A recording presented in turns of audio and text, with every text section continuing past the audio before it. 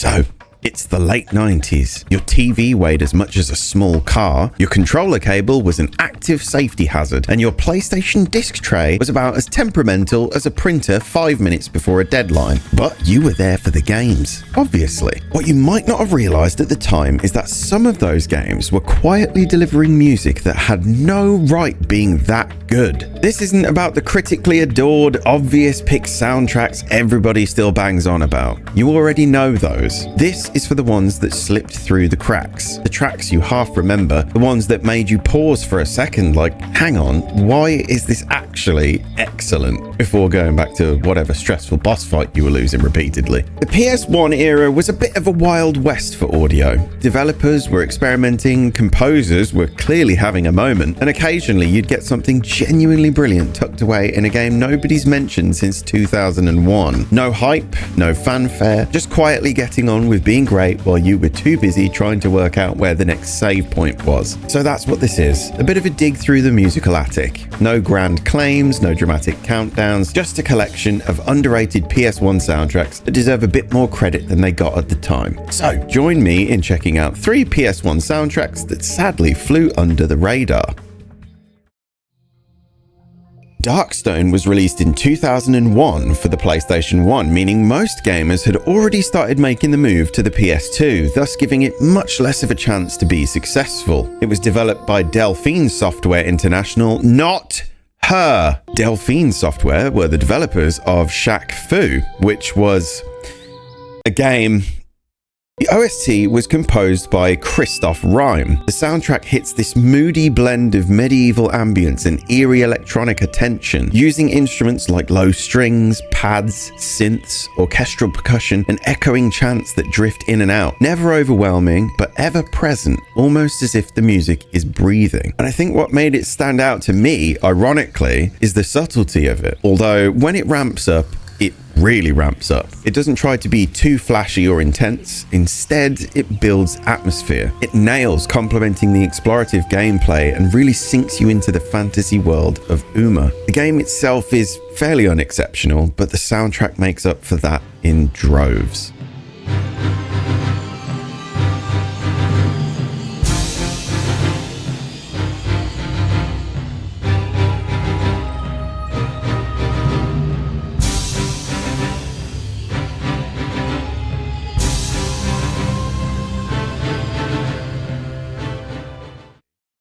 Our next entry, Roll Cage Stage 2, was released in March 2000 and developed by Attention to Detail. This was another late entry into the PlayStation's lifecycle. But despite that, this sequel doubled down on what made the original Roll Cage stand out. Chaotic, gravity-defying racing paired with a heavy, club-driven soundtrack. Unlike Darkstone, which had a single composer, Roll Cage Stage 2 leaned into a curated soundtrack of licensed tracks rather than an original score. The music was sourced largely from artists on the Moving Shadow label, a key player in the late 90s drum and bass scene. Contributors included names like Dom and Roland, Omni Trio, Easy Rollers, Aquasky, and Technical Itch, artists known for pushing fast, aggressive electronic music into more experimental territory. The result is a soundtrack rooted firmly in drum and bass, breakbeat, and tech step, packed with rapid-fire rhythms, gritty synth bass lines, and a kind of mechanical intensity that mirrors the game's design. Cars don't just race, they cling to walls, flip onto ceilings, and rocket through futuristic tracks, and the music feels built for that exact chaos. What stands out most is how relentless it is.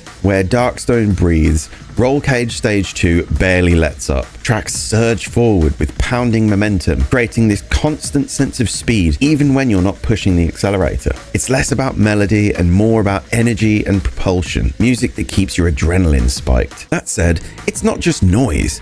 There's a distinct late 90s underground vibe here. Gritty, industrial, slightly raw, and it gives the game its strong identity. It feels like stepping into a warehouse rave while being strapped to a jetpack. There were also some differences between versions. The PlayStation release primarily used this licensed soundtrack, while the PC version included some additional or alternate tracks, giving it a slightly different musical feel depending on which platform you played it on. Overall, while the game itself is built on an already niche concept, the soundtrack plays a huge role in elevating it. It doesn't just accompany the action, it defines the pace and tone.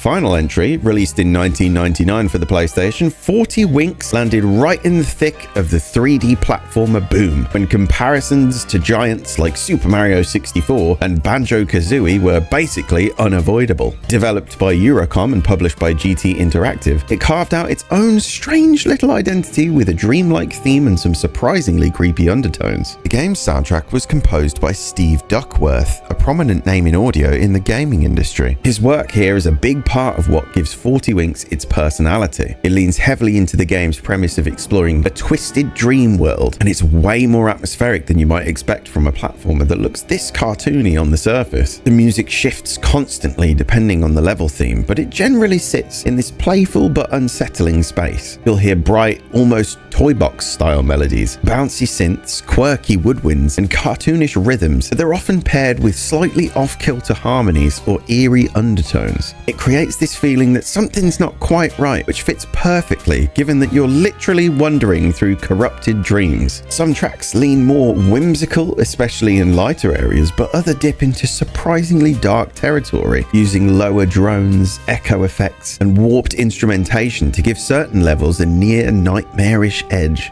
It's not outright horror, but it definitely brushes up against it in places, especially for a younger audience. What really makes the soundtrack stand out is its variety and pacing. It doesn't just loop background noise like most creepy games. It actively reacts to the tone of each dream, helping each level feel distinct. Like the game itself, the soundtrack might not have reached the same legendary status as its contemporaries, but it does a lot of the heavy lifting. It gives 40 Winks a unique identity, something a little weirder, a little darker, and a lot more memorable than you'd expect the first time you hear it.